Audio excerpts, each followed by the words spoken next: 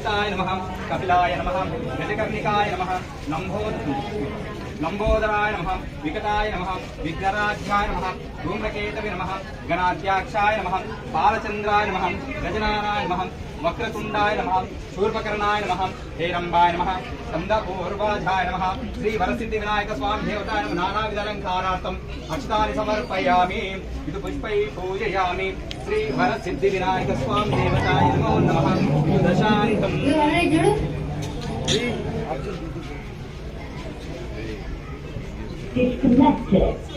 दशांगंगलोपेतं सुगंधं मनोहरम् आघ्रीयादवदेवानां धूपोऽयं प्रतिगृह्यतां धूपमाघ्रापयामि या फलानीर्याय फलाय पुष्पिणीं फलोदिकं गुच्छन्दकं हसः फलमनोरथं फलं फलोदिकं स्नापयामि भूर्भुवस्वः तस्तविदुर्वरेण्यं भर्गो देवस्य धीमहि धियो नः प्रचोदयात् इति मंगलादिनीराजनम्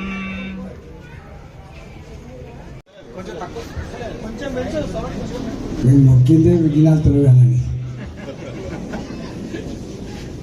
ఏ ఇబ్బందులు లేకుండా ముందుకు పోవాలని నేను అనుకుంటాను. వర్షాలు పడ్డాయి, అనేక చెరువుల కింద నాలాంటి బస్తీలు ఎట్లా తలడిస్తున్నాయో మీరంతా చూసిండ్రు. నేను నిన్న మొన్న ఖమ్మం వరంగల్ జిల్లా తిరిగి వస్తుంటే వాళ్ళ కళ్ళలో నీళ్ళు తప్ప సంతోషం లేదు. గంత పెద్ద ఎత్తున వరదలు వచ్చినాయి.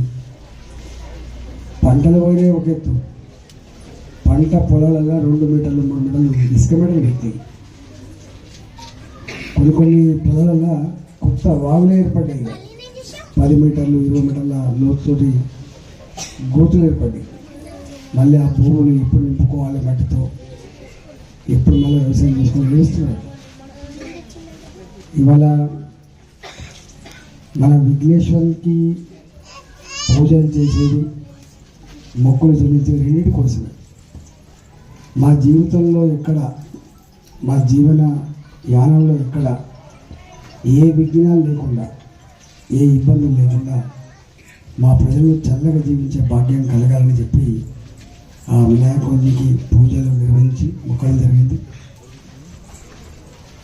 హైదరాబాద్ నగరంలో పేదవాళ్ళు 40 ఏళ్ళ క్రితం 50 ఏళ్ళ క్రితం ఆనాడు ఇక్కడ రూపాయి గజం కూడా కొనుగోలు కాదు.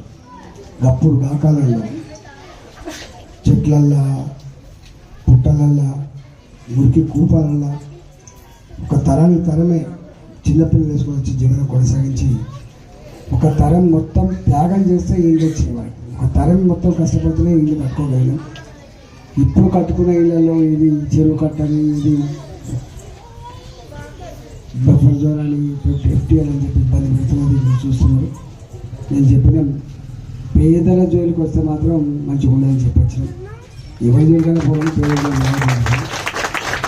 ఎందుకంటే వాళ్ళంతా 500 గజాలు 1000 గజాలు ఇల్లు కట్టుకోవడం కాదు, 60 గజాలు 70 గజాలు కొంచెం కలిసి వస్తే ఎవరైనా పక్క వాళ్ళు కొనుక్కుంటే 120 గజాలు ఇల్లు కట్టుకుంటున్నారు తప్ప అంతకంటే పెద్ద ఇల్లు లేవు ఇక్కడ. అయినా అన్ని పర్మిషన్లతో అన్ని హక్కులు పొందిన వాళ్ళం మనం. 40-50 ఏళ్ళుగా బాధ్యత కొన్నాళ్ళు ఇవాళ వచ్చి గవర్నమెంట్ ల్యాండ్ అంటారు, సెల్ఫ్ షికా అంటారు, FTL అంటారు, ఇంకోటి బఫర్ జోన్ అంటారు, నాలగడ్డ అంటారు. ఇక్కడ రకరకాల ఎవరు